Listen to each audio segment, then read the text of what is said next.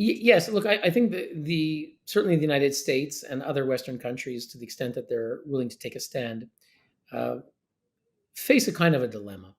And the dilemma is that on the one hand, some agencies of the UN, if not the UN as a whole, sometimes does seem irredeemable. I mean, take the Human Rights Council, for example.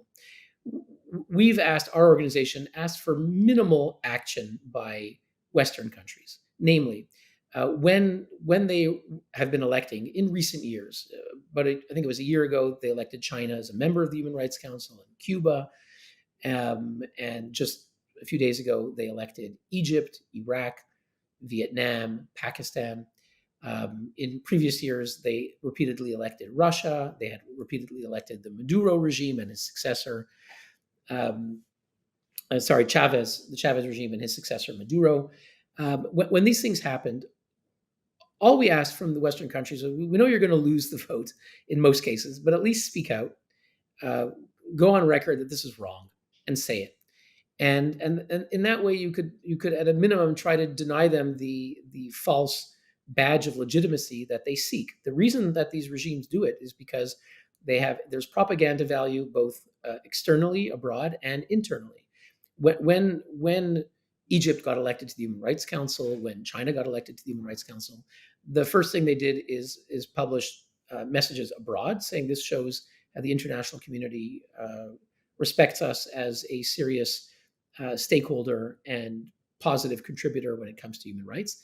And of course, in internal propaganda, domestic propaganda, it's very substantial. You say, look, the world is with us. And I just think of political prisoners whom we regularly invite to speak, who sat in prison. You can imagine if you're sitting in prison in China or in Iran or in Cuba, and the guard hands you a newspaper, and the headline says, Cuba elected to Human Rights Council, one of only 47 countries, and that's a kick in the stomach.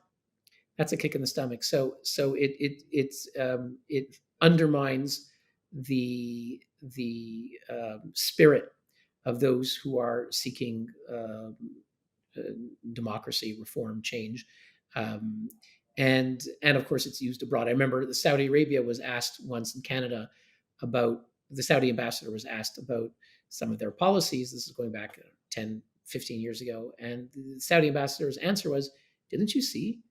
We just got elected to the UN Human Rights Council. That shows that we are a respecter of human rights. Of course, Canada should send us military equipment or whatever it was."